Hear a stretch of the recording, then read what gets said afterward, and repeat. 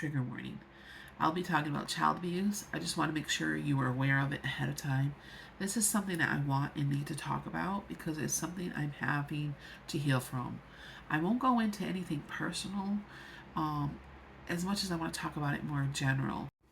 When we talk about healing, accountability, and adulthood, there's a phrase that far too many survivors of abuse hear over and over again. What you went through as a child has nothing to do with what you do now. You're an adult, the past is the past. On the surface, it might sound like tough love, it might sound like someone is trying to encourage responsibility or push someone to move forward.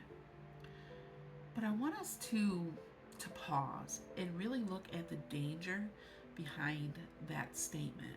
Because telling a survivor of childhood abuse that their past does not matter is not only dismissive, it is deeply, deeply harmful.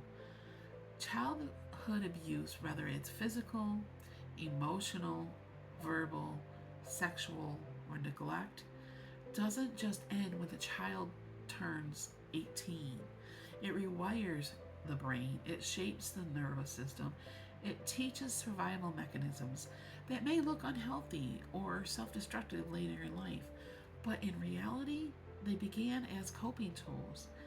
These are not just bad choices someone randomly picked up one day, they are adaptations to trauma. When someone says the past is the past, they are erasing decades of the abuse that they went through. And more importantly, they are erasing the experience of that abuse. And then, as a survivor, trauma is not a suitcase you can easily just set down and unpack. When you become an adult, it's more like you're putting dye into water, and the water spreads. I mean, the dye spreads around in the water and spreads onto other colors. Yeah, it's about learning how to and it takes work to support and time to heal and learn how to live differently. I don't know how else to say that. So when people say your decisions are you now, stop blaming the past. They create shame. They imply that the survivor is weak, making excuses, or failing to measure up. But shame doesn't heal. Shame doesn't inspire people to change. Shame keeps people trapped in cycles of silence and self destruction. I'm living proof. Let me be clear. Taking responsibility as an adult is important, yes. We are all accountable for our actions. But accountability and compassion must go hand in hand. You cannot demand someone to just get over their trauma. That's like telling someone with a broken leg to run a marathon and then blaming them for limping. Healing requires recognition, healing requires validation. Think of it this way: if a child grows up being told every single day that they are worthless, that voice does not just magically disappear. When we turn 18, that voice becomes their inner dialogue. It follows them into relationships, into work, into the way that they see themselves in the mirror. When they struggle with self esteem or boundaries or trust, it's not because they chose to be weak, it is because the entire foundation was built on pain. And here is the danger. When we dismiss the connection between the past and the present, we rob people of the opportunity to understand themselves. Without understanding, there can be no healing. Survivors need to hear, listen up because this is important. What happened to you was real, it was wrong, and it shaped you. But with time and with tools and support, you can rewrite parts of your story. I promise. Try not to get emotional. Instead, too many hear, that was then, get over it. Do you know what that message does? It silences them, it isolates them, it pushes them deeper into self blame. Because now, not only did they suffer in childhood, but they're told they're failing adults now. That is a double wound. We need to stop equating trauma with weakness. Surviving abuse is not weakness. It is resilience. But resilience doesn't mean there are no scars. Every scar tells a story.